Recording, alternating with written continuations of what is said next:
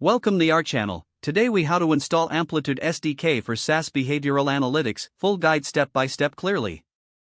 To install the Amplitude SDK for your SaaS application, start by visiting the Amplitude web. Create an account if you do not already have one. Once logged in, navigate to the Projects section. Click on Create New Project to set up a new project for your application. Select the platform that corresponds to your application environment, such as web, iOS, or Android. Follow the detailed instructions provided for the selected platform.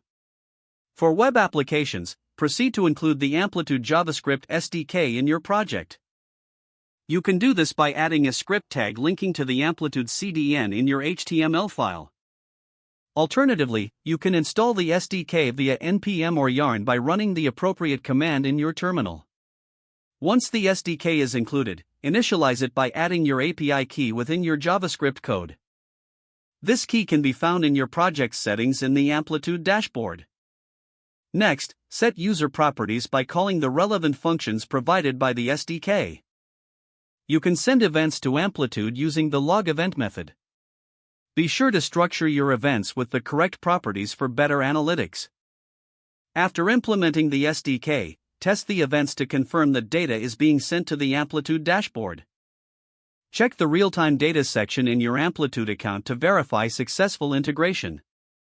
If you're working on mobile applications, follow platform-specific guidelines for Android or iOS.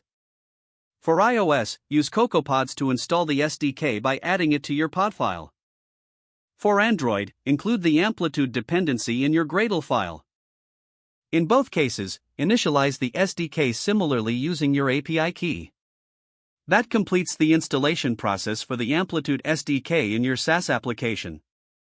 Make sure to review the official documentation for any additional features or advanced configurations. If the page does not load, refresh the browser or try again in a private or incognito. Make sure you are using the correct email address, then retype it carefully to avoid small typos. If your password is not accepted, use the reset option and create a new strong password you can remember. Check your spam folder for verification or security emails, then complete any requested confirmation steps. Enable two-factor authentication if available to improve account security and reduce unauthorized access risk. After signing in, review your profile details so your contact information and settings are accurate and current. Don't forget to like this video and subscribe to our channel for more step-by-step tech guides.